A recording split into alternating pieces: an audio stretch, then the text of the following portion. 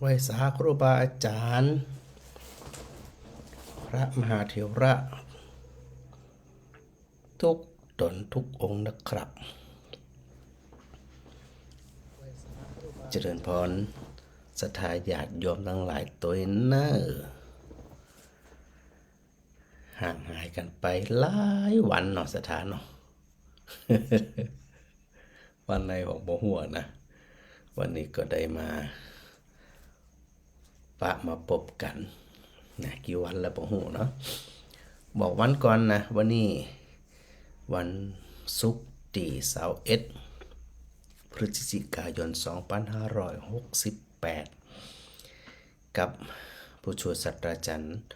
ดร.พระครูศรีปวรบัณฑิต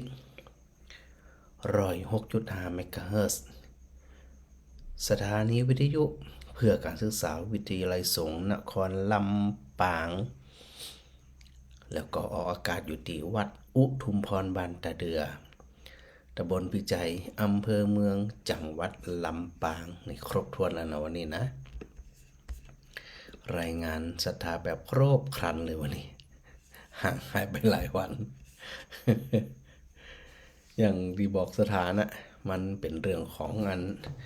ศาสนกิจเนาะเอาศรัทธาได้ยินกันบ่ได้ยินมาฮู้นี่ฮะอายไปไหนมานะแม่ก็แม่คำหอมอีกแล้วแม่ก็แม่จันหอม แม่จันหอม แม่จันหอมมันสบายเป็นเกินเดือนละ โดเกิงเดือนก่อนเป็นยังแตกยังว่า ตั้งวันที่หนึ่งอ่ะ กะ ตั้งเสียงนี่ก็ไปร้องเพลงมา ปัดโตอย่างปันล่น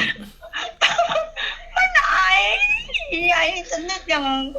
บอกมาถูก นั่นน่ะมันต้องแลกกันกับความหม่อนกับความมันไอนี่นะ เจ้า ทรมานแน่นอนไอนี่พระจันทร์ก็เพิ่งดีขึ้น จานก็เป็นยังก็ล่ะ กะเพิ่งดีขึ้นวันเนี่ยเจ้า เป็นวัดเก่าอี เป็นเหมือนนะกว่าจะตกเทรนด์กว่าจะตกยุคกับตันสถานนะกะ นี่ก็เป็นอำเภอเนาะ ก็เป็นกะดีละเกือบจะปกติละเจ้า หนาวก็ ก็ยังบ่หนาวเด้อนะ ไอ้หนาวอาจารย์ไอ้ได้เลยอ่ะ กะ ได้รับแต่กลางคืนได้รับเลยนะ อ๋อต้องถ้ามันไอก็เอาหมอนอุดปากอุดหูดังเนี่ย ตายพอดีอ่ะ ตายดี แต่มันบอกใคร ดีละแล้วเราชัดเจนดีกว่าวิวอ่ะ เขาจะเจนดีเจ้า เจ้าก็ถือ ไม่ต้องหาดักเตือ บ่ได้ออกเมินเลยเจ้า ไปเอวเลยมาก็ มันจะไปแอวไปทำงานอาเจ้าไปแอวได้จะได้ แล้วก็ไปเอวมา ไปทำงานเจ้าศาสน เจ้า กิจ ไปที่ไหนอินเดียกะ ไปอินเดียโดยประชุมโดยสปะสปันเจ้า โอ้ย งานหนักงานหนา เดี๋ยวนี้ใส่หมวกใส่หยังก่อนนะ บ่ได้ใส่มันถึงบ่หนาวเจ้าอยู่ในห้องนี้ห้างห้อนซ้ำ เอาไปขวางให้หมดแล้วก้าที่ยมแม่ถวายก่อนนะหมวกกับเตรียมไว้นะ บ่ได้ขวางเจ้าเตรียมซักไว้อยู่ นะเตรียมไว้เด้อ เอาไว้ใส่หน้าห้อน แต่ตั้งแรกอะมันหายนี่นะอาจารย์เจ้า เจ้าสาธุเจ้า สาธุเจ้า ชอบหมวนเย็นนะประจานไปอินเดียวันที่อย่าง12 ถึง 16เนาะก็ปิกมา16 17มีประชุมพระปริยัตินิเทศประจำจังหวัดลำปางที่พุทธมณฑลทำ3 วัน 3 คืนอาการแย่นะไข้หวัดกินเหมือนกันนะ พอปิกมาวันนี้21งานอันอบรมนักเรียนที่วัดชัยมงคลนิคมเขต2นะปีนี้ได้ไปช่วยเป็นน้อยเดียวนะก็มีอันลูกวัดนะมีท่านเบนท่านยัดเนาะแล้วก็มีลูกศิษย์ตุกปามตุนิ้วตุแปะวัดเนี่ยงานปอเหนืออันนี้ในทีมของตุเจ้าไปช่วยแล้วก็มีอันพระประหลัดมนัสเจ้าวัดชัยมงคลนิคมเขต2นะช่วยแล้วนอกจากนั้นก็ยังมีลูกศิษย์ถึงปตรีปโทที่พระอาจารย์สอนอยู่เนาะปโทก็มีอันท่านประธานแสงดาวจันทบนะสีมรเก่าแล้วก็มีน้องมนัสนัน น้องจันนะเป็นประธานสตรีอยู่ที่บันฟอนเนาะแล้วก็มีปหลวงปหลวงสมศักดิ์มโนธรรมปั้นอยู่ปงกาพระปราบมีปหลวงรักนะพรหมแก้วบานเวียงทองแล้วก็ผู้ช่วยประสิทธิ์พิชัยวงศ์แล้วก็น้องฟ้านะจากนิคมเขตหาดโดยอันนี้ก็ถือว่าลูกศิษย์ไปเป็นอาสาเป็นวิทยากรอาสาไปสร้างสีสันแล้วก็ไปแจกขนมแจกของเล่นกันม่วนกันนัดนะกับละอ่อนแล้ววันนี้พระอาจารย์เลยบ่ได้เข้าไปจริงๆเนี่ยวันนี้แหมวันหนึ่งนะอบรมละอ่อนในแต่เนื่องจากว่าพระอาจารย์มีภารกิจด่วนของมจรไปพบปะกับเจ้าหน้าที่สำนักงบประมาณที่เชียงรายเนาะนี่นะออกไปตั้งแต่กี่โมงตีสี่กึ่งก็ฮะตีสี่กึ่งก็จะไปถึงปุ่นกับ8 โมงกึ่งเกือบ9 โมงกันนะแล้วพอเสร็จเรียบร้อยฉันเพนเสร็จกับปิกมาก็อย่างที่พระอาจารย์ได้บอกนะสถานะการงานมันหูอย่างเป็นอย่างสะปะสะปันเหมือนกันนะ แต่ยังดีที่ว่ามันหายวัดหายใครหายไอ้เจ้าวันนี้พานั้นตาสีอยู่เนอะ โอ้ไปไหนมาปลำปดีอันนี้ไปเชียงรายมาเจ้านี่นะมาตอนนี่นะวันนี้นะก็จะเป็นดีนะเหมือนได้ปะอาจารย์ก็น่ากามไปไหนโอ้เป็นเจ้าอย่างมาการนักแต่ ส นัก บาย ว่า ดีกว่าเจ้าดีขึ้นจะหนักแล้วเจ้าตัววันเซิร์นนี่ยังแย่อยู่ตัววายังไออยู่แต่เจ้ายังไออยู่เจ้าแต่นี่ดีขึ้นละเป็นอย่างเป็นวัดได้เป็นอำเภอเนาะเป็นอำเภอเป็นประเทศแต่ดีขึ้นฟังเทพฟังได้ก็เป็นเทพเนี่ยโอ้ยไปไหนจ๊ะไอ้กันม่วนดีฟังเทพกับเทพมันไม่ได้อู้กันนะเกี่ยวอะไรมันอู้กับเทพหรอกะอู้กับวิทยุมันไม่ได้แย่กันเลยอู้กับวิทยุเลยเนอะวันหลังเนอะโอ้ยอยู่เนี่ยชัดเจนดีกว่าแม่เจ้าชัดเจนดีเจ้าดีละจะได้รักษาสุขภาพเนื้ออากาศเย็นลงเนอะเจ้าสาธุเจ้าในเมืองต้นทักทายกันสักหน่อยก่อนเนาะสถานเนาะภาพหลังฉากหลังถ่ายมาสดๆร้อนๆนะบริเวณป่าอิสิปตนมฤคทายวันตำบลสาระนาดด้านหลังก็จะเป็นทัพเมฆสถูปนะอันหนึ่งสถานได้พอเจ้าแม่ขจรวันนี้เจ้าละกันเหมือนเนาะใครอันสถาละตุเจ้ากะตุเจ้าละสถานะเจ้าละสถาอีฟังเพลงของพังแบบนี้อันยำหูมาก่อนเนี่ยเนาะกะอย่าเอาเทปพระอาจารย์ออกนะอันยำหูมาก่อนเนี่ยเอาว่านั่นแปมปัดแปมโซ่ใส่เลยมีอย่างมากวนนี่นะกวนกันยันเนาะอีเนาะสูงมากวนข้าอย่างปัดแปมโซ่ใส่เลยย่ำไปแล้วว่าพอเอาได้ว่าอาจารย์ก็มาแล้วไอ้เนาะที่เช้าก็มาละไอ้เนาะเจ้ามาที่เช้าก็มีงานมีการสปะสปันกันนั้นกันนี่อย่างกับฟังกันไปเนาะเจ้าว่ากันไปอันนั้นกันว่ากันไปแต่คนมีการมีงานเนาะเจ้าก็ว่ากันไปใจดังใจเขาว่านี่มาได้สักอย่างได้ดื่มจะมีอย่างสักอย่างที่ดังใจกูยังนี่นะมีสักอย่างก็ชัดเจนนี่นะแม่เจ้าฟังประตูเนาะเจ้าสาธุเนอสาธุเจ้าฮะสถาบันหมอเป็นไรเหรอฮะนั่นไปกดเนี่ยหมดเดี๋ยวนี้ไม่อ้อยฮัลโหลเจ้านึกว่าไปกดอย่างก็แก๊กกดโทรศัพท์จังเดียวกะโอ้เศรษฐีรู้กดหลายเครื่องนี่นะจะมี2เครื่องแล้วกันอย่างก็นั่นไงอย่างไปได้ก็ได้ฟังกะเทไปฟังม่วนดีกะฟังเทพอ่ะทั้งม่วนเจ้าทั้งม่วนอยู่นะแต่ ฟังไปรับละนี่ค่ะ เออ ว่ามันเจ้าสีหนึ่งสีสอง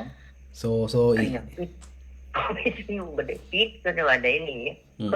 นั่นน่ะรับละนั่นน่ะ เปิงอะตัวเจ้าหนีมันนี่นะสถารับละตัวเจ้านี่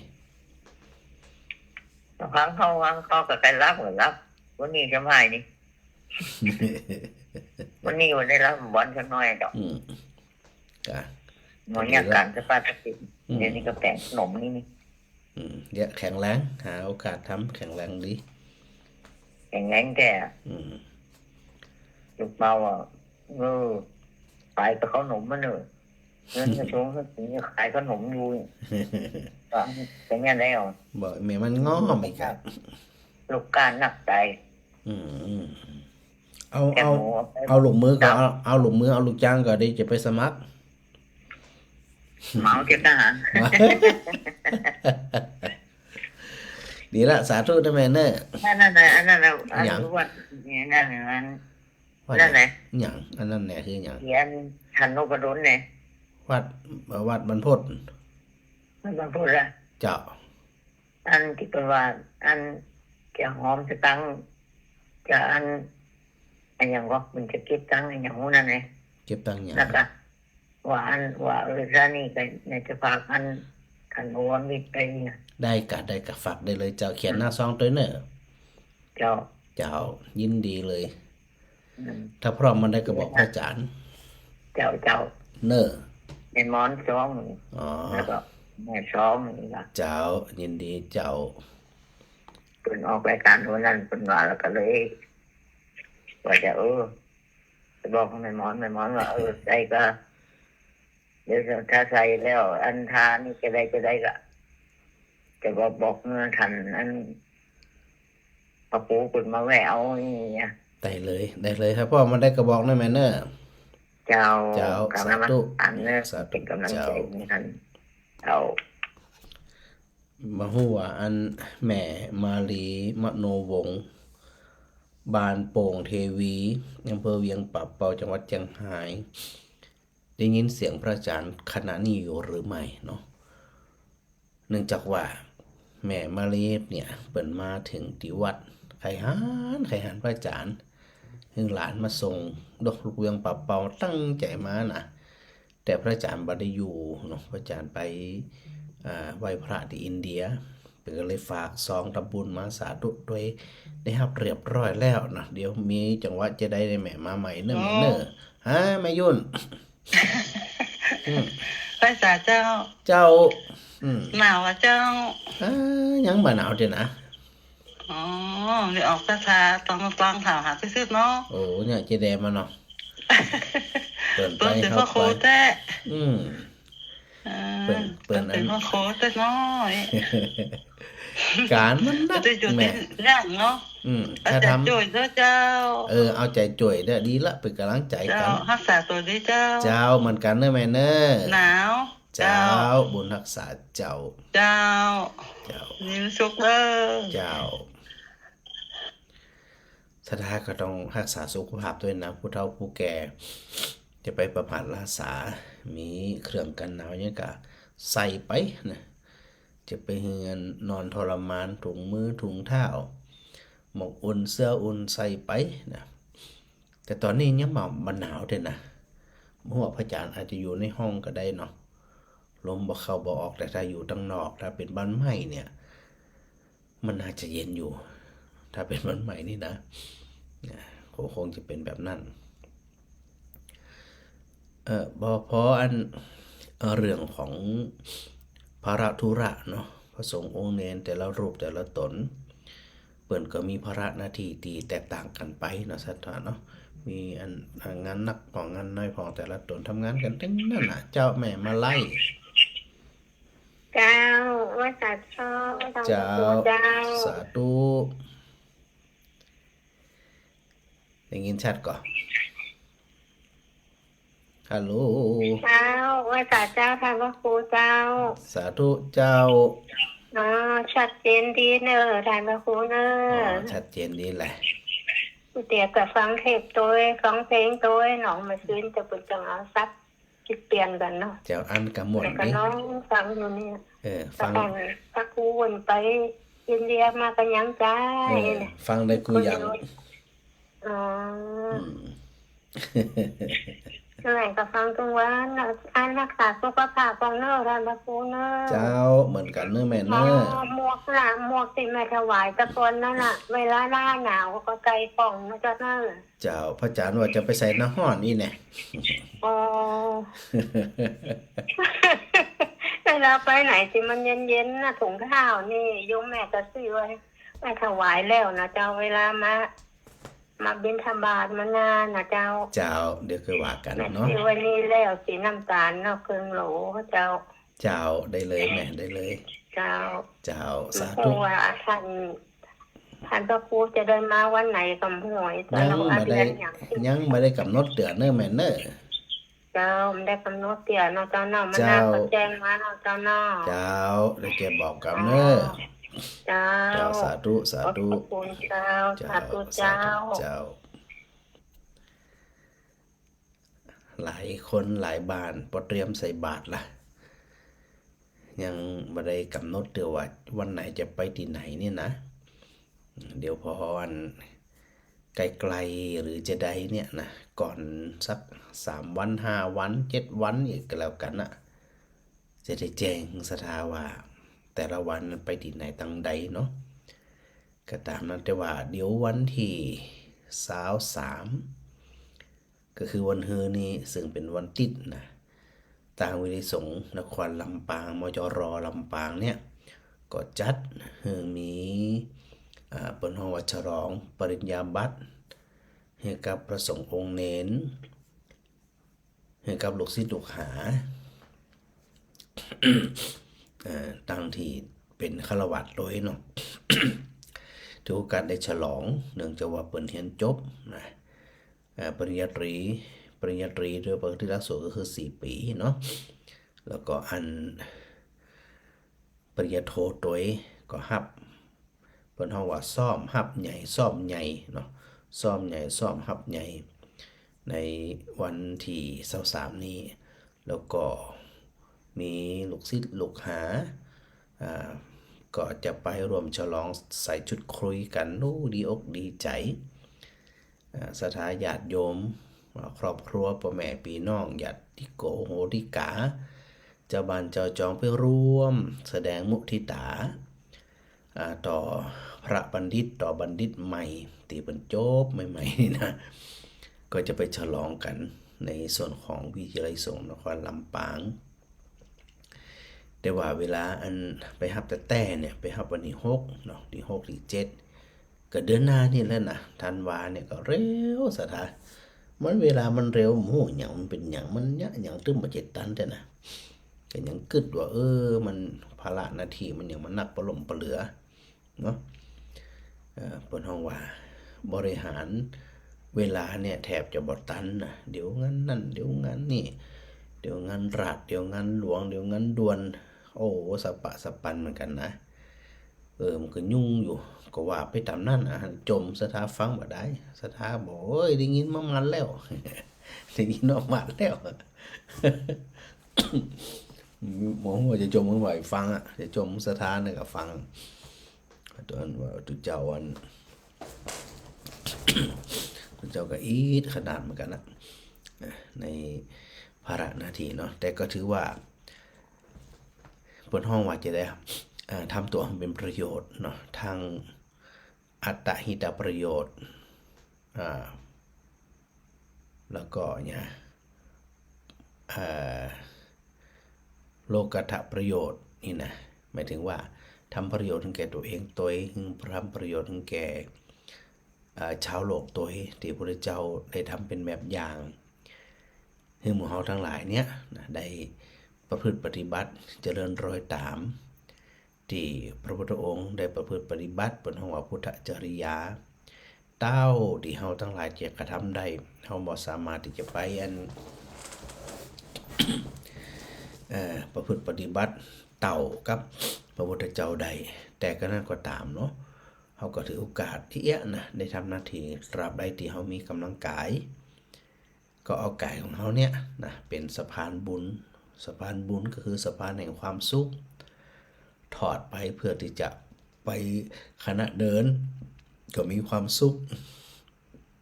สะพานบุญนี่นะ ก่อนจะขึ้นสะพานก็มีความสุขขึ้นสะพานก็มีความสุขข้ามสะพานไปแล้วก็มีความสุขด้วยอาศัยกายของเขาเนี่ยที่เขาพอมีกำลังอยู่ได้เดินได้อูได้เนาะได้ทำหน้าที่อาศัยกำลังกาย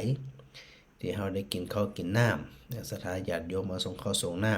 ำได้มีกำลังกายมีเลือดมีเนื้อมีกำลังกายกำลังสมองอีนะพระสงฆ์องค์เน้นแต่ละรูปมันก็ได้ทำหน้าที่ของเปิ้นเปิ้นห้องว่าสมกับมันกะเข้ากะน้ำที่สถานญาติโยมได้ดูแลอุปถากประถมในส่วนของกายอันนี้พระสงฆ์แต่ละตนแต่ละองค์นั่นเปิ้นก็ได้ทำหน้าที่ของเปิ้นอยู่แล้วเนาะและนอกจากนั้นมีกำลังสติปัญญามีกำลังความคิดนะที่จะได้บอกได้กล่าวได้สาธยายได้แนะนำสั่งสอนตามกำลังเหมือนกันนะตามกำลังสติปัญญาของแต่ละคนมันก็ทำกันไปที่อาสถานนะเขามีกำลังจะได้เขาก็ทำไปแบบนั้นทำไปตามที่กำลังเขามีอยู่เนาะดังนั้นเนี่ยเขาจะต้องบำเพ็ญปารมีในช่วงที่เขามีความพร้อมถ้าเขาเหมือนมีความพร้อมนะป่วยเหียแก่เท่าเหียอย่ามันก็เนี่ยยังได้ละที่นี่นะได้แต่กึดบ่ได้เนาะแต่ช่วงที่เขามีกำลังเขาทำไปเถอะเนี่ยใครจะชมมาชมก็แล้วแต่ใครจะว่าจะได้ก็แล้วแต่ว่าเขาต้องทำหน้าที่ของเขาเต็มที่บริบูรณ์เต็มที่ ตอนนี้เขาจะทำได้นะก็ดีนะวันนี้พระอาจารย์อาการไอเนี่ยลดลงแทบจะบอกให้ไอละตอนนี้เย็นแต่เจ้ายังไออยู่นะก็กินดึงยาอมดึงยาสปะสปันเหมือนกันนั่นนะแมลงนี่ตอนกะแม่ดวนเอาอันยามึงแหมเนาะแล้วก็ประคองกันที่อนาสถานนะช่วงได้ตีมีกำลังเขากระทำหน้าที่แต่โดยทั่วไปยังแข็งแรงอ้วนท้วนสมบูรณ์อยู่นะ เดี๋ยวสถานจะบอกเข้าหิวอ้วนแต่อ้วนหวานนะก็ได้ทำหน้าที่ของตัวเองเนาะได้ตามที่เขาจะทำได้ที่นี่พอมาในส่วนของฉากหลัง ฉากหลังสถานหลายคนเปิดถามนะว่าเป็นฉากที่ไหนนี่นะ ช่วงนี้เป็นช่วงปลายฝนของประเทศอินเดียเป็นฉากที่พระอาจารย์นิอุตกีว่าด้านหลังเป็นองค์สถูปนะองค์สถูปนั่นเนี่ยเป็นห้องว่า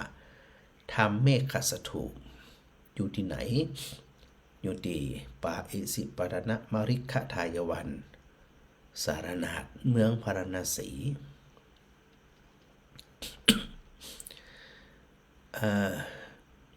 พออันบรรยากาศมันเขียวชอุ่มเนี่ยพระอาจารย์ก็เลยถ่ายรูปมาฝากสถานญาติโยมได้ระลึกถึงคำว่าทำเมฆขะสถูปเนี่ยเวลาเป็นแยกทรัพย์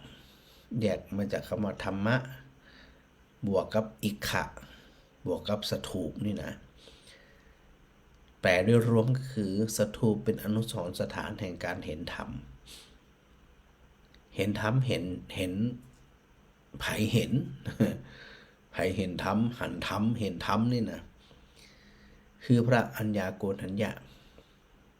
เปิ่นฟังพระธรรมเทศนาการนิจบเนี่ยเปิ่นก็ได้บรรลุเป็นพระโสดาบันนั่นแสดงว่าสถูปทำเมฆสถูปที่เขาได้หันเนี่ยเป็นสถูปที่พระเจ้าเป็นสถานที่ที่พระเจ้าได้ทรงแสดงพระธรรมจักกัปปวัตนสูตรก็คือพระธรรมเทศนาการแรกนั่นเองเนี่ยตัดอันป่าอิสิปตนมฤคทายวันเนี่ย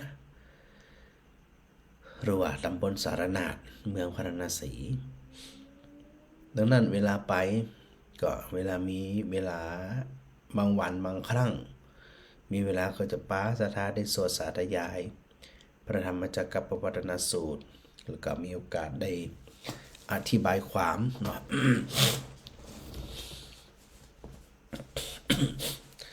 อธิบายความ ในเรื่องของเนื้อหาสาระโดยสรุปต่อที่จะเข้าใจได้ด้วยนะสถาญาติโยมเปิ่นได้ฟัง โดยอัน สรุปสาระใจความที่พระปัญจวัคคีย์เปิ่นได้ฟัง แต่ว่าเข้าใจทำในวันนั้นเนี่ยเฉพาะพระอัญญาโกณัญญะที่เปิ่นฟังแล้วเปิ่นเข้าใจที่ห้องว่าได้ดวงตาเห็นธรรมนั่นก็คือพระอัญญาโกณัญญะที่นี่เข้ามาเห็นธรรมตามที่พระเจ้าได้ทรงตรัสในวันนั้นเนี่ยพระองค์ก็เริ่มด้วยการอย่างนะด้วยการอันตรัสว่าผู้ที่มุ่งสู่การประพฤติปฏิบัติไปสู่ความหลุดพ้นใดเนี่ยก็จะต้องเปลืองดัวทิ้งทางสุดโต่งสองทางอันนี้สถานต้องเข้าใจด้วยนะว่าเข้ามาทางสุดโต่งนั้นเนี่ยสองทางที่พระพุทธเจ้าตรัสว่าเป็นทางที่บุคคลเข้าไปประพฤติปฏิบัติเพื่อที่จะเข้าไปสู่ความหลุดพ้นได้ถ้าหากว่ายังบ่ได้เปลืองทางสุดโต่งสองทางเนี่ยยากที่จะเข้าใจเนาะทางแรกเพราะว่าอัตตกิลมัฏฐานุโยคแฮมตั้งสุดตรงหนึ่งเพราะว่ากามสุขันลิกานุโยค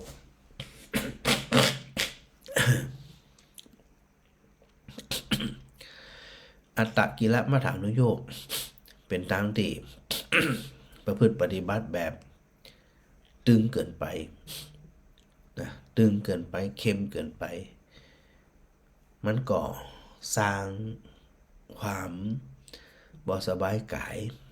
นั่นก็คือการทรมานร่างกายเขาไปหันว่านักพรตนักบวชหรือสื่อชีพไพรทั้งหลายตีเปิดมีความคิดว่า การที่จะไปสู่ความหลุดพ้นใดนั้นเนี่ยก็จะต้องทรมานร่างกายให้ร่างกายมันได้รับความลำบากนะทุกข์ทนทรมานอย่างอุกฤษที่สุดถึงจะไปพ้นจากความทุกข์ใดต้องทรมานคือทางสุดตรงสุดทางเนี้ยทรมานเลยนั่งด้วยบรรลุวันขำขึ้นหุ่งอีกนะนอนด้วยบรรลุวันขำขึ้นหุ่งไปนอนบนเล็กแหลมกานอนปล่อยให้ยุงคบกาบ่าดินบ่าต้วงกาอดเข้ากาอย่างมูนี่นะร่างกายไม่ได้รับความทุกข์ทนทรมาน พอร่างกายทรมานเนี่ยมันจะไม่ใจที่ไหนเป็นสมาธิมันมีเพราะว่าชิคฉาปรมาโรคาความหิวเป็นโรคอย่างยิ่งโดยธรรมชาติของร่างกายเนี่ยมันต้องการอาหารกวลิงกลาหารคือคำเขาอาหารการกินทั้งหลายมันเนี่ย ร่างกายต้องการถ้าหากว่าปฏิบัติแบบมากินอย่างเลยเนี่ยนะ3 วัน 7 วันเนาะอย่างกระจ่างเด้อนกเว้นว่าพระอรหันต์ที่เป็นเขานิโรธสมาบัตินี่ก็ยกเว้นเพราะว่าพระอรหันต์ที่เป็นสามารถเข้านิโรธสมาบัติได้เนี่ยเปิ่นก็มีฌานแก่กล้าพร้อมแล้วนะแต่นอกนั้นทำไปก็สูญเปล่าทำไปก็เสียเวลามาได้ทุกทนทรมานอย่างเดียวนะเนื่องจากว่ามันทรมานบ่ได้ก็บ่ได้ต้องปฏิบัติโดยซึ่งพระเจ้าเนี่ยเสด็จพอตรัสรู้แล้วเนาะก็เสด็จไปโปรดพระปัญจวัคคีย์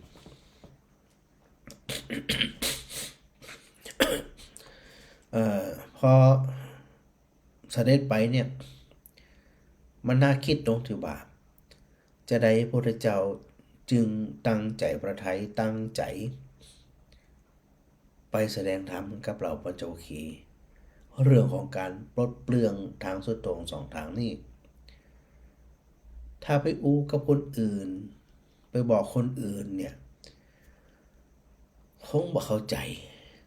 และอาจจะบ่เชื่อเลยเพราะอย่างเพราะบ่ได้เห็นการปฏิบัติแบบอุกฤษทรมานร่างกายแบบอุกฤษเหมือนพระปัญจวัคคีย์ที่ได้ปฏิบัติพระมหาโพธิสัตว์ก่อนที่จะตรัสรู้ไปบำเพ็ญเพียรทรมานร่างกายทุกบำเพ็ญทุกขกิริยาเนี่ยตั้งหลายปีกดพระทนด้วยพระทนคือเอาเคียวคบเคียวดันพระตารุด้วยพระชิวหาเอาลิ้นดันเพดานบน เคียวกับโคบกันเนี่ยวันคำขึ้นหุ่นดันเนี่ยน้ำตามันไหลมาทรมานผ่อนกั้นลมอาสาสะคืองดหายใจคนธรรมดาเนี่ยได้วะได้สถานแต่พระโพธิสัตว์เปิดทำได้และบัดเสียชีวิตโดยทรมานกว่าทรมานแน่นอนจนสุดท้ายมันบัดใจหนทางแล้วก็เปลี่ยนอดพระกยาหารคือบ่เสวยหยังเลย อดข้าวอดน้ำเป็นปีนะถ้าเป็นคนทั่วไปก็เสียชีวิตแน่นอนมันไปต่อมันได้การที่พระองค์บำเพ็ญทุกขกิริยาทรมานร่างกายอัตตกิลมัฏฐานุโยคเนี่ยเราพระปัญจวัคคีย์ปรนนิบัติอยู่เห็นแน่ๆว่าพระมหาโพธิสัตว์เจ้าชายสิทธัตถะทรมานตัวเองมาขนาดนับหน่วงเลยทีเดียวเห็นพระองค์จึงเปลืองทางสุดตรงที่ตึงเกินไปคือเราพระปัญจวัคคีย์เนี่ยได้เห็นมาเรียบร้อยแล้วจึงมีความมั่นใจว่าทางสุดตรงที่ทรมานตัวเองอย่างนักหน่วงเนี่ยไม่ใช่หนทางที่จะไปสู่ความพ้นทุกข์ได้เลยและแห่งทางที่พระพุทธเจ้าทรงตรัสไว้ในเรื่องของทางสุดตรงแห่งทางนั่นก็คือคลุกคลีด้วยกามคุณกามสุขันลิกานุโยคคลุกคลีไปด้วยอย่างคลุกคลีไปด้วยรูปเสียงกลิ่นรสสัมผัสคลุกคลีอยู่ตลอดเลยนะเพราะจะได้เพราะว่าสมัยที่พระองค์เป็นเจ้าชายสิทธัตถะนั่นเนี่ยพระราชบิดาหรือว่าพระประยุรญาติเนี่ยเปิ้นก็ได้ดูแลเต็มที่เต็มกำลังปฏิบัติทุกอย่างทุกสิ่งทุกอันปฏิบัติอย่างดีเยี่ยมเลยจึงต้องการให้เจ้าชายสิทธัตถะเนี่ยลุ่มหลงในอันการอยู่ครองเพศคฤหัสถ์เนาะพอตอนที่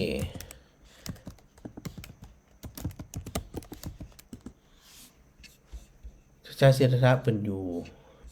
นั่นเนี่ยคนที่สังเกตเห็นได้ชัดก็คือโกณัญญพราหมณ์แล้วก็เราพระปัญจวัคคีย์นอกนั้น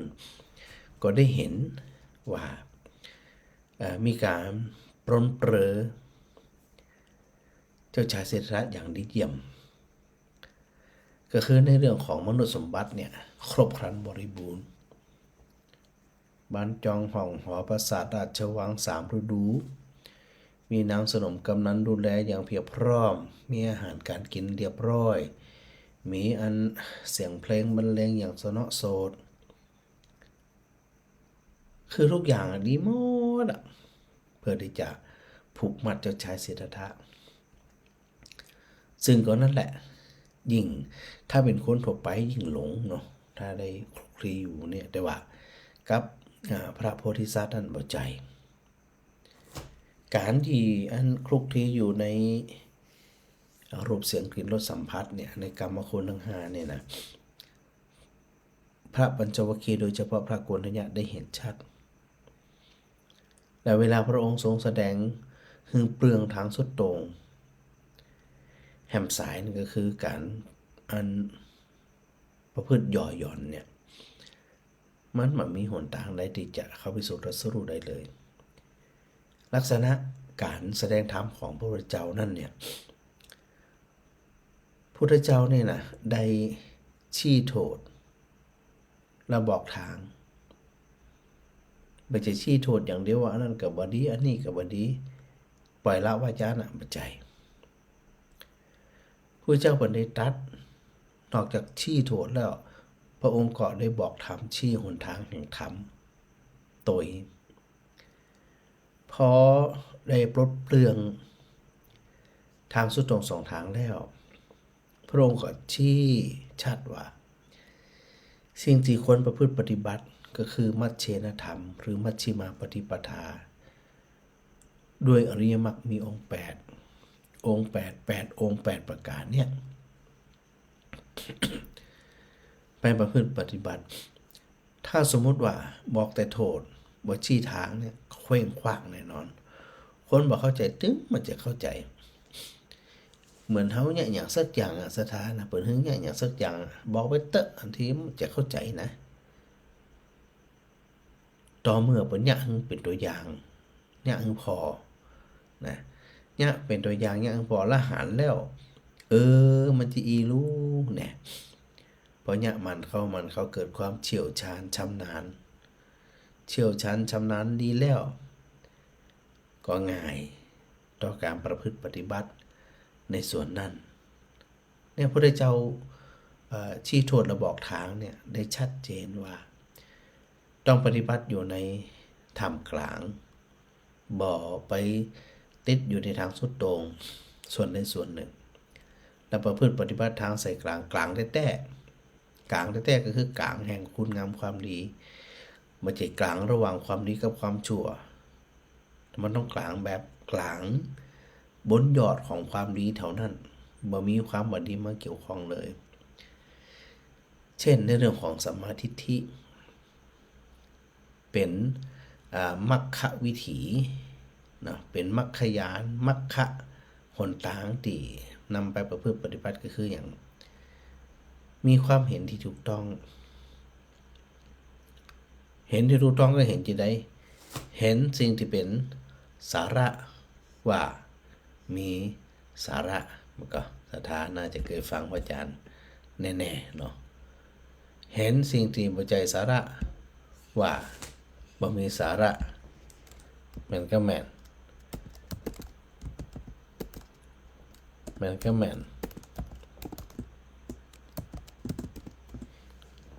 แล้วคำสอนเหล่านี้ที่พระพุทธเจ้าได้ทรงตรัสเนี่ย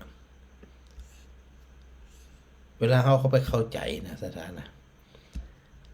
ว่าอันตัวสัมมาทิฏฐิเนี่ยสิ่งที่เป็นสาระก็คือเป็นสาระแต่สิ่งที่บ่ใจสาระก็คือบ่ใจสาระแต่มันต้องเข้าใจแบบท่องแท้นะที่พระพุทธเจ้าทรงตรัสไว้เนาะว่าอันอาสาเรสาระมติโนสาเรจาสารทัสสิโนเตสารานาริขจันติมิจฉาสังกัปปะโคจรานี่แล้วจากนั้นสารัญจะสารโตยตวาอาสารัญจะอาสารโตเตสารังอธิขจันติสัมมาสังกัปปะโคจรานี่คือตัวสัมมาทิฏฐิก็คือเห็นที่ถูกต้องอาสาเรสาระมติโนเนี่ยคือไผก็ตามที่มีความเข้าใจในสิ่งที่บ่เป็นสาระว่ามีสาระสาเรจาสารทัสสิโนเห็นสิ่งที่อันบ่เป็นสาระว่าหันสิ่งที่เป็นสาระว่าบ่เป็นสาระเตสารังนาทิคัจจติบุคคลผู้นั้น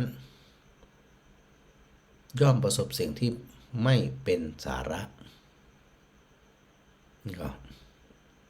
เมื่อเห็นสิ่งที่เป็นสาระว่ามันมีสาระเห็นที่เป็นสาระว่ามันมีสาระคือเห็นตรงกันข้ามแสดงว่ามีความเห็นที่ผิดมีความดำริที่ผิดบ่มีโอกาสที่จะจะพบสิ่งที่เป็นสาระได้เลยในสังคมของเขานี่มีปะเลอะปะเตอเห็นสิ่งที่บ่ดีว่ามันดีเห็นสิ่งที่ดีว่ามันบ่ดีก็คดโกงคนอื่นได้ถือว่าตัวเองเก่งหลอกคนอื่นได้ถือว่าตัวเองเก่งนะคนตัวเองคิดว่าตัวเองฉลาดกว่าคนอื่นอีนะในมัชฌิมาปฏิปทาทางสายกลางในบทใจคนคิดในมุมที่มันบ่ถูกต้องเนี่ยโดยสุดท้ายจะประสบกับสิ่งที่บ่เป็นสาระแน่นอนและชีวิตก็จะล่มจมล่มเหลวและจะหาที่เปิงบ่ได้มันจะเอาอย่างมันเป็นที่เปิงสถาวะเพราะมันทำความบ่ดีคิดบ่ดีอู้บ่ดีตอนหน้าก็ไปแหมยางรับหลังก็ไปแหมยางหนึ่งแล้วมันจะไปประสบสิ่งที่เป็นสาระได้จะได้ก็มันเป็นเรื่องปกติมากอยู่ที่ว่าเฮาทั้งหลายเนี่ยได้เข้าใจตอนตัวสัมมาทิฏฐิในเบื้องต้นนี้หรือไม่และเป็นกล่าวถึงขนาดว่าตัวสัมมาทิฏฐิเนี่ยมีความเข้าใจมีความเห็นจะได้ถึงห้องว่าเป็นความเห็นที่ถูกต้องไปเข้าใจไปเห็นกระบวนการของอริยสัจสี่ว่าจะเป็นทุกข์สมุทัยนิโรธมรรคไปเห็นถึงขนาดนั้นนะเปิ่นถึงจะห้องว่าเป็นสัมมาทิฏฐินี่แหละเปิ่นจึงห้องว่าสารัญจะสาระยัตตวาสารัญจะสาระโตยัตตวาอาสารัญจะอาสาระโตเห็นสิ่งที่เป็นสาระว่ามันเป็นสาระแต่เข้าใจสิ่งที่เป็นสาระว่ามันมีสาระแต่ทรงสรุปว่าเตสารังอริคัจฉันติสัมมาสังกัปปะโคจราคนเหล่านั้นย่อมเข้าถึงสิ่งที่เป็นสาระด้วยความเห็นที่ถูกต้องถึงวันเนี่ยเขามีความเห็นในลักษณะแบบนี้หรือไม่มีอย่างกะตีโพยตีพายมีอย่างกระโดดคนนู้นคนนี้บ่เคยโทษตัวเก่าเลยทั้งที่ตัวเองเนี่ยเป็นต้นต่อเป็นที่มาสำคัญเลยแหละที่จะเนี่ยเรื่องราวต่างๆความทุกข์ความสุขความสมองทั้งหลายเนี่ยมาจากตัวเก่าแต่บ่มองตัวเก่าไปมองคนอื่นคนนั้นบ่ดีคนนี้บ่ดีลืมมองตัวเก่าตัวสัมมาทิฏฐิมันต้องมองสิ่งที่มันเป็นอยู่ตรงๆมันมีที่มาที่ไปเสาะหาต้นสายปลายเหตุถึงชัดเจนแล้วบอกไปอะไรอาวรณ์คร่ำครวญโศกรมกับเรื่องทั้งหลายเหล่านั้นเลยบ่มีนะพอคนเข้าใจที่อีเนี่ยตีพระโกณทัญญะจริงๆเรื่องนี้ยังไม่จบแต่นะสถานะมันจะอาจจะอู้กันไปมาหลายวันอยู่อันเกิดจากภาพของทัพเมฆสถูปนี่นะเมื่ออันคนที่เข้าใจแต่เนี่ยเปิ้นจะบาอีนั่งขังคอยอย่างกับมันเพราะไปหู้ไปหันไงไปเข้าใจมันไงว่าสิ่งนี้มันเป็นสาระก็คือปฏิบัติที่สิ่งที่เป็นสาระเท่านั้นสิ่งนี้ไม่ใช่สาระหาสาระบ่ได้ก็จะหลีกเว้นบ่ไปเกี่ยวข้องบ่ไปคล้องแวะกับสิ่งเหล่านั้นกับคนเหล่านั้นแต่ไม่ได้หมายถึงว่าเขาไปมองคนอื่นว่าเป็นคนที่บ่มีสาระมองตัวเก่ามีสาระเท่านั้นปัจจัยบางทีตัวเขาเองเนี่ยอาจจะบ่มีสาระโดยก็ได้เนาะว่าโดยธรรมชาติของปุถุชนเนี่ยมักจะมีความคิดเห็นแก่ตัวเป็นหลักเข้าข้างตัวเขาเป็นหลักนี่นะ อไปถึงไปเห็นเนี่ยเห็นทำให้กษัตริย์ถูกเห็นบริเวณโดยรอบเนาะคนอินเดียเปิ่นก่อได้ตัดหญ้าได้หึงน้ำหญ้าอันยังงามสถานะเปิ่นทำแบบเขียวชอุ่มเลยต่อหึงหน้าฮ้อนแดดเปิ่นก็ใส่น้ำอัดน้ำฮือกับอันต้นหญ้างามเขียวตลอดเลยเพื่อจะให้สถานที่ตรงเนี้ยไปเป็นที่กราบเป็นที่ไหว้เป็นที่เข้าไปแล้วเนี่ยนะเนี่ยให้จิตใจชุ่มฉ่ำชื่นเย็นเขียวขจีเข้าไปแล้วเนี่ยจิตใจจะบ่ห่อเหี่ยวเศร้าหมองอย่างเลยเนี่ยดังนั้นในวันนี้เนี่ยเอาเจาะไปเพียงแค่ในเรื่องของเขาจะปรับใจจะได้ว่าขณะนี้เนี่ยเขาติดนะเขาติดต่างใดต่างหนึ่งหรือไม่เนาะต่างใดต่างหนึ่งหรือไม่นี่หมายถึงว่าเขาไปที่คางตีมันอันตึงเกินไปก็ย่อนเกินไปเหมือนกับอันดีดพินดีดกีตาร์ดีดซอเนี่ยซอ3 สายเนี่ยสาย1สาย2สาย3เนี่ยสาย1สายแรกเนี่ยตั้งสมมติว่าตั้งบิดจนเข่งติ้วอีน่ะเด็ดกับเดียวโป๊ะเดียวนะแตกโป๊ะเลยขาดเลยสายที่3สายสุดท้ายก็ปรากฏว่าตั้งแบบหย่อนยานอะแล้วที่มันจะไปมีเสียงยังนั่นน่ะผมต้องว่าบ่พิน3 สายพินสายที่1กับสายที่3นั่นบ่กองเกิดประโยชน์กองเกิดเสียงไพเราะได้เลยต้องตั้งแบบกลางๆบ่ตึงเกินไปบ่ย้อนเกินไปพอดีดไปแล้วมันไพเราะตามคีย์นั้นๆการประพฤติปฏิบัติก็เหมือนกันเข่งติ้วมันก็ปุ๊ดเหียไปมารอดหรือไปเสียชีวิตเหียนะหรือบางทีก็ไปแตะในคางสุดโต่งแห่งข้างหนึ่งย่อย่อนเอาอย่างสักอย่างคลุกคลีอยู่ในเรื่องของรูปเสียงกลิ่นรสสัมผัสแล้วก็เพลิดเพลินพอเพลิดเพลินอย่างนี้อยู่ตลอดเนี่ยมันก็ไปติดอยู่พะวงพะวังอยู่กับสิ่งทั้งหลายเหล่านี้ล่ะดังนั้นเนี่ยใน2 ข้อเนี่ยเขาติดอยู่หรือไม่หรือเวลาเขาบ่ติดอยู่เขาอาจจะไปติดอยู่พระรูปใดรูปหนึ่งคนใดคนหนึ่งโดยคิดว่าตนเนี่ยคนเนี่ยปฏิบัติได้เข่งขัดแต่เข่งตัวนี้หมายถึงว่าอัตตกิลมัฏฐานุโยคนะ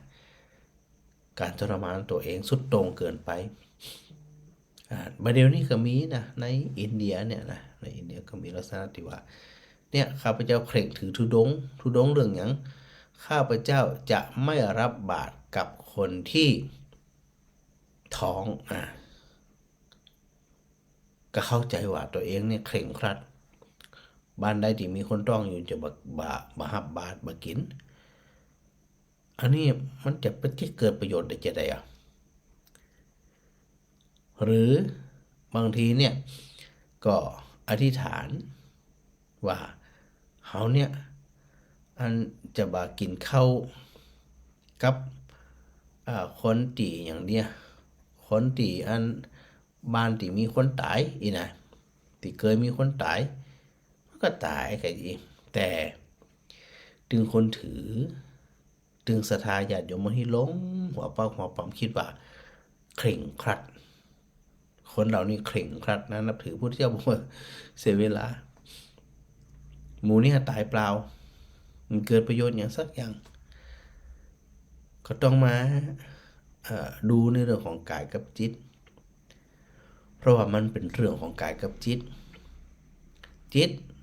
ก็ตามกายก็ตามต้องมีความพร้อมต้องแกร่งทั้งสองทางดังนั้นศรัทธาญาติโยมเขามอง2 ทางเนี่ยเขาจะติดหรือไม่จะไปลืมนะว่านอกจากเขาแล้วเขาจะไปติดด้วยในเรื่องของคนอื่นในที่คนอื่นประพฤติปฏิบัติเขาจะไปติดยานกับบันไดเหรอก็เหมือนกับเขาไปติดเองดังนั้นศรัทธาก็จะต้องไป ใส่ใจเนาะใส่ใจในเรื่องของ2ตังนี้ก่อนส่วนตังที่3นั่นเขาก็ก่อยว่ากันไปทีละน้อยละน้อยเพื่อเงินหมู่เฮาทั้งหลายเนี่ยได้ปากันเข้าใจเนาะปากันเข้าใจแล้วก็น้อมนำมาประพฤติปฏิบัติกันนะทักทายสถาสักน้อยหนึ่งดีทักทายประจานมาตั้งไหนทาง Facebook แม่วรัยพรฟูสิทธิทรัพย์ไพศาลเจ้าพระจานนี่สาธุโดยแม่สมจิตอินทรวิจิตรนะสาธุสาธุแม่บัวเหลียวทวีทรัพย์โยมสุขโยธินนะแม่เจ้าการนมัสการเจ้าท่านพระครู เจ้าโอ้ยเสียงคนใสดีแต่ โอ้โหดีขึ้นจากเยอะน้ำหนักขึ้นแล้วเจ้า โอ้น้ำหนักขึ้นละอีแข็งตัวเจ้าก็จะได้ แข่งกับท่านพระครูโยมแม่แกกราบอนุโมทนาสาธุถึงไปอินเดียแสวงบุญด้วยนะเจ้า จะเอาบุญมาฝากกูคนเด้อ สาธุเจ้าโยมแม่ได้เห็นนั่นเฟซบุ๊กตัวเอง อ๋อเจ้าตุ ตูเบนตูยัดถ้าจะลง แม่นนะเจ้าอันประชุมปริยัตินิเทศยังบ่ได้เอาลงกำเตือบ่ได้ส่งให้ทุกเจ้ากำเตือจะได้ส่งโดยเพื่ออันจะได้เอาลงอันเฟซของวัดเนาะ เจ้าโยมแม่ว่าอีบ่ได้เป็นตัวแต่ก็ได้หันอู้สาธุด้วยเนยก็ได้หัน ปริยัติเป็นอันชอบทาย เจ้า บางพระอาจารย์เนี่ยบ่ค่อยได้ทายเพราะว่าอันบรรยายเป็นหลักอะเจ้า เจ้าได้หันพระอาจารย์บรรยายอยู่เจ้า อ๋อนั่นคือหน้าที่ละนั่นน่ะ เจ้า ได้ทำเต็มที่เอาบุญมาฝากเด้อ เจ้ารักษาสุขภาพนะเจ้า เจ้าสาธุเจ้า สาธุเจ้า คิดถึงไปแม่สมจิตบอกว่าชัดเจนทั้ง2ทางฉากหลังคือหยังนี่ได้บอกไปแล้วเนาะเป็นบริเวณสารนาถที่พระเจ้าได้ทรงแสดงพระธรรมจักรกับปวัตนสูตรนะแม่บัวทองอินทร์สุวรรณกลับมาแล้วนะแม่พิมพ์ธรรมดิกุลมาสการพระอาจารย์รอทุกวันเจ้า แม่บัวพัดเปงโตสาธุนะกำลังรับชมฟังพิยุโดยฟังตัวไปต่างประเทศมารู้สึกว่าเปลี่ยนสีผิวฮะดำกะมันดำอยู่นะไปน้ำพุ่นมันฮ้อนอยู่กันนะเจ้ายังมันหนาวแต่อินเดียนี่นะฮ้อนนะสถานฮ้อนขอบคุณจัดหลายแล้วก็แม่กับสีขันแก้วกับสาธุฟังอยู่เนอร์แม่ชุติการรอดพยานการมัสการฉากหลังสถานที่ไหนบอกไปแล้วที่สารนาถเนอร์แม่สุนันทากาดีนมัสการสาธุเจ้าแม่พิสมัยสีเทพธรรมรงมัสการแม่ที่ตามธรรมะยามดึกอยู่นะฉากหลังงามแต่แต่เขียวขจีนะปีบัวคำพิชัยวงศ์ตัวเนอร์แม่รำไพแม่อุไรกันกองฉากหลังสวยงามดีห่มตาเย็นใจเขียวจะนะแม่เรนูชัยวงศ์น้อมกราบนมัสการสาธุนะยมต้อยชนิดาสาธุกรุงเทพนะได้ดูแลพระอาจารย์ทุกครั้งที่เข้ากรุงเทพเนาะใส่บาตรถึง2 วันเลยสาธุด้วยแม่มาลีอากาโมทนาสาธุมาเนาะแล้วก็แม่เพ้นกาฟังนมัสการจันทร์พระครูแม่สังวรจันทร์แก่นสาธุด้วยแม่จันทร์เป้งปัญญารักษาสาธุภาพข้างหลังสวยงามเขียวขจีแล้วก็ท่านพระอาจารย์อาทิธีรกุลสาธุด้วยนะครับที่ได้ส่งกำลังใจกันมาตลอดนะครับกราบขอบพระคุณครูบาอาจารย์เป็นอย่างยิ่งนะครับ สาธุด้วยอนักสถาญาติโยมเนาะก็ได้ฟังกันโดยทั่วหน้ามีโอกาสได้สนทนาธรรมกันกับพระอาจารย์ในยามค่ำคืนของทุกวันเนี่ยมันจะว่างเนาะบางทีก็พอแล้วจากการออกนี่แล้วปิกไปก็ยังปะอยู่อย่างเก่าเหมือนกันนะปะอยู่อย่างเดิมแล้วน่ะ มันไปไหนอะปะอย่างปะการมันหัวอย่างเป็นอย่างทำกันไปตามเจี๊ยเนาะสถานเนาะจะได้ก่อขออนุโมทนาสาธุโดย อาจจะได้ก็เดี๋ยวชั่วโมงหลังก็คงจะเป็นเทปเหมือนเดิมเนาะก็สถาญาติโยมมีความสุขความเจริญมีความเจริญในธรรมยิ่งขึ้นไปแล้วก็นำธรรมไปประพฤติปฏิบัตินำไปพิจารณาก่อเกิดความสุขก่อเกิดความเข้าใจเนาะสถานเนาะกูคนเนอร์แล้วก็กราบขอบคุณครูบาอาจารย์ทุกรูปเลยนะครับที่ได้ติดตามรายการกันมาตลอดนะครับขอความเคารพเนอ